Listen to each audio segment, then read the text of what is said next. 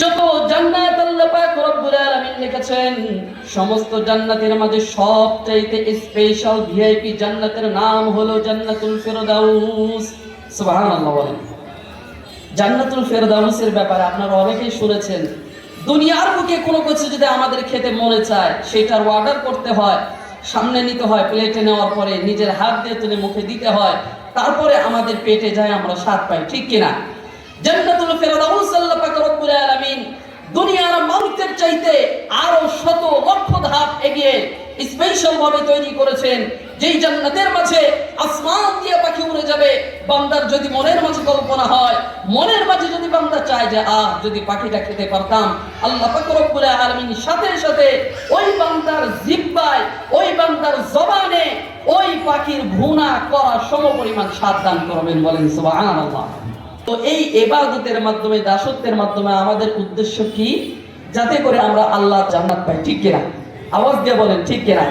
সুতরাং আল্লাহ তাআলার জান্নাত যদি আমরা পেতে চাই, তাহলে জান্নাতের নিয়ামত কেমন হবে এটা জানার দরকার আছে না? আল্লাহ পাক রব্বুল আলামিন দুনিয়ার বুকে যেমন ভাবে মানুষদের বিভিন্ন শ্রেণীর ক্যাটাগরি রেখেছেন, মানুষদের স্তর রেখেছেন।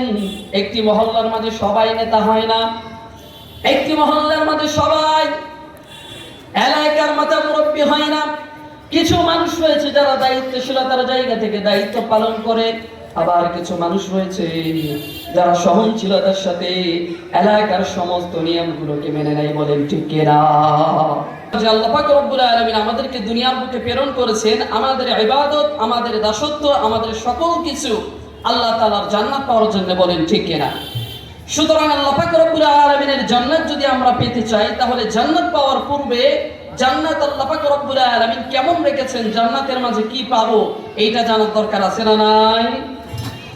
আল্লাহ পাক রব্বুল আলামিন জান্নাতের মাঝে যে স্তরগুলো বিন্যাস করেছেন, এই জান্নাতের ব্যাপারে আল্লাহ পাক রব্বুল আলামিন পবিত্র কালামুল্লাহর মাঝে উল্লেখ করে বলেছেন ৮ প্রকারের জান্নাত আল্লাহ পাক রব্বুল আলামিন রেখেছেন।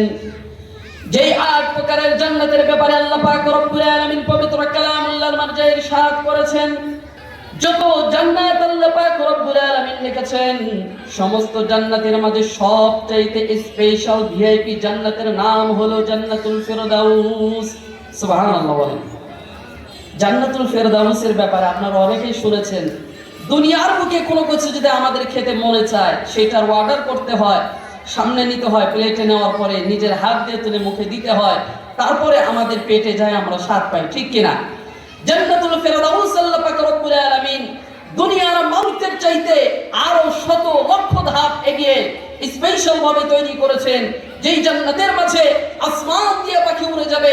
বান্দার যদি মনের মাঝে কল্পনা হয়, মনের মাঝে যদি বান্দা চায় যে যদি পাখিটা খেতে পারতাম, আল্লাহ পাক রব্বুল আলামিন সাথে সাথে ওই বান্দার জিহ্বায়, ওই বান্দার জবানে ওই পাখির ভুনা করা সমপরিমাণ স্বাদ দান করবেন। বলেন সুবহানাল্লাহ।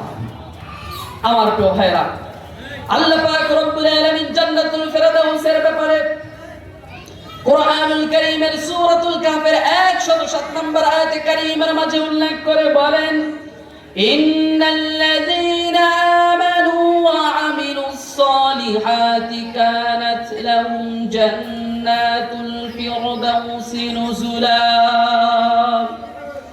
আল্লাহ পাক রব্বুল আলামিন জান্নাতুল ফেরদাউসের ব্যাপারে উল্লেখ করে বলেন, ইন্নাল্লাযীনা আমানু ওয়া আমিলুস সালিহাত, নিশ্চয় ওই সকল বান্দা যারা ঈমান আনয়ন করেছে এবং নেক আমল করেছে, কানাত লাহুম জান্নাতুল ফিরদাউসি নুজুলা, আমি আল্লাহ পাক রব্বুল আলামিন ওই সকল বান্দাদের জন্য রেখেছি জান্নাতুল ফিরদাউস। বলেন সুবহানাল্লাহ। জান্নাতুল ফেরদাউস হলো এমন জান্নাত, যেই জান্নাতের নিয়ামতের কথা तमाम রাত আলোচনা করলে শেষ হবার নয়। আল্লাহ পাক রব্বুল আলামিন যত জান্নাত তৈরি করেছেন, ৮ ক্যাটাগরি জান্নাতের মাঝে ৫টা জান্নাতের কথা উল্লেখ করব। ১ নাম্বার জান্নাতের কথা আল্লাহ পাক রব্বুল আলামিন বলেছেন, জান্নাতুল ফিরদাউসি নুজুলা। সুবহানাল্লাহ। জান্নাতুল ফিরদাউস আল্লাহ পাক রব্বুল আলামিন দান করেছেন। ২ নাম্বার জান্নাতের স্তর আল্লাহ পাক রব্বুল আলামিন উল্লেখ করে বলেন সূরাতুস সাজদার 95 নম্বর আয়াতে কারীমের মাঝে বলেন, আম্মাল্লাযীনা আমানু ওয়া আমিলুস সালিহাতি ফালাহুম জান্নাতুল মাওয়া নুজুলাম বিমা কানু ইয়ামালুন। আল্লাহ পাক রব্বুল আলামিন বলেন, আম্মাল্লাযীনা আমানু ওয়া আমিলুস সালিহাত, আল্লাহ পাক রব্বুল আলামিন বলেন, নিশ্চয় ওই সকল লোক যারা ঈমান আনয়ন করেছে এবং নেক আমল করেছে, ফালাহুম জান্নাতুল মাওয়া, আল্লাহ পাক রব্বুল আলামিন তাদের জন্য রেখেছে স্থায়ী জান্নাত। বলেন সুবহানাল্লাহ। আমার প্রিয় ভাইরা, দ্বিতীয় ক্যাটাগরির জান্নাতের কথা আল্লাহ পাক রব্বুল আলামিন বলেছেন, যারা ঈমান আনয়ন করবে এবং নেক আমল করবে আল্লাহ তাআলা তাদের জন্য স্থায়ী জান্নাত রেখেছে। বলেন সুবহানাল্লাহ। তৃতীয় ক্যাটাগরির জান্নাত আল্লাহ পাক রব্বুল আলামিন ইরশাদ করে বলেন, সূরাতুল কাফির 31 নম্বর আয়াতে কারীমা মাঝে আল্লাহ পাক রব্বুল আলামিন বলেন, উলাইকা লাহুম জান্নাতু আদনিন তাজরি মিন তাহতিহাল আনহার। আল্লাহ পাক রব্বুল আলামিন বলেন, ওই সকল লোক যারা ইবাদত করেছে, যারা আমি আল্লাহ পাক রব্বুল আলামিনের দাসত্ব করেছেন, লাহুম জান্নাতুন তাজরি মিন তাহতিহাল আনহার, তাদের জন্য রয়েছে এমন জান্নাত যে জান্নাতের তলদেশে নহর প্রবাহিত থাকবে। বলেন সুবহানাল্লাহ। আমার প্রিয় ভাইরা, যে জান্নাতকে আল্লাহ পাক রব্বুল আলামিন এত নাজ নিয়ামত দ্বারা পরিপূর্ণ করেছেন, এই জান্নাত আমরা সকলেই পেতে চাই কি চাই না? জান্নাতের ক্যাটাগরিগুলো লক্ষ্য করে দেখবেন, 3 নম্বর ক্যাটাগরি আল্লাহ পাক রব্বুল আলামিন উল্লেখ করেছেন, যেই জান্নাতের নাম আল্লাহ পাক রব্বুল আলামিন বলেছে জান্নাতু আদন। 4 নম্বর জান্নাতের ক্যাটাগরি আল্লাহ পাক রব্বুল আলামিন উল্লেখ করে বলেন, যেই জান্নাতের নাম আল্লাহ পাক রব্বুল আলামিন দিয়েছে জান্নাতুন নাঈম। বলেন সুবহানাল্লাহ। আল্লাহ পাক রব্বুল আলামিন জান্নাতুন নাঈমের ব্যাপারে সূরাতুল কলমের 34 নম্বর আয়াতে কারীমার মাঝে উল্লেখ করে বলেন, ইন্নাল মুত্তাকিনা ইনদা রাব্বিহিম জান্নাতুন নাঈম, নিশ্চয় আমি আল্লাহ পাক রব্বুল আলামিন তাকওয়া অবলম্বনকারীদের জন্য জান্নাতুন নাঈম রেখেছি। বলেন সুবহানাল্লাহ।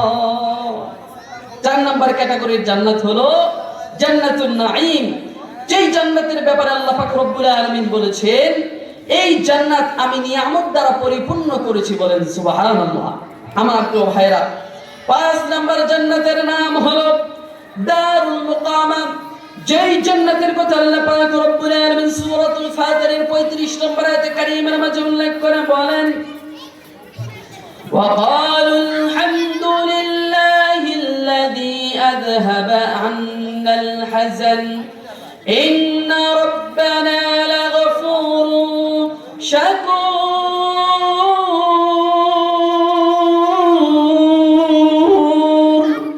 আল্লাহ পাক রব্বুল আলামিন বলেন, وقالوا الحمد لله الذي أذهب عنا الحزن। আল কিয়ামতের ময়দানে আমি যখন বান্দাদেরকে জান্নাত দান করব, তখন আমার বান্দারা বলবে, আমার সমস্ত প্রশংসা ওই প্রতিপালকের জন্য যিনি আমাদেরকে সৃষ্টি করেছেন। শুধু তাই নয়, বান্দারা বলবে, আমাদের প্রশংসা ওই আল্লাহর জন্য যিনি সৃষ্টি করেছেন এবং আমাদেরকে সমস্ত দুঃখ থেকে মুক্তি দান করেছে। বলেন সুবহানাল্লাহ। অতঃপর বলেন, নুজুলাম বিমা কানু ইয়ামালুন। আল্লাহ পাক রব্বুল আলামিন জান্নাত তো দান করেছেন, এই জান্নাত এমন নিয়ামত দ্বারা পরিপূর্ণ করেছেন, যেই নিয়ামতের ব্যাপারে আল্লাহ পাক রব্বুল আলামিন বলেন, এই নিয়ামত কখনো বান্দারা গুণে শেষ করতে পারবে না। লা তুহসুহা। বলেন সুবহানাল্লাহ।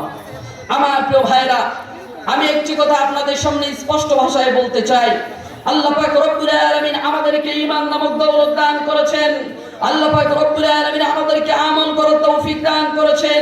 এই আমলের দ্বারা, ঈমানের দ্বারা আমরা যেন আল্লাহ পাক রব্বুল আলামিনের জান্নাত পেতে পারি, আল্লাহ তাআলা তৌফিক দান করেন। বলেন আমিন।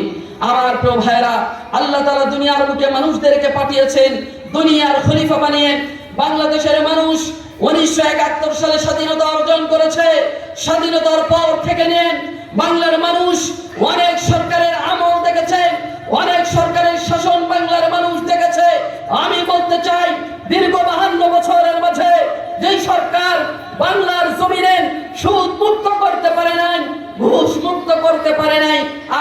52,000 বছর যদি এইরকম সরকার আমাদের দেশে থাকে, তারপরও সুদমুক্ত করতে পারবে না, বলেন ঠিক কিনা?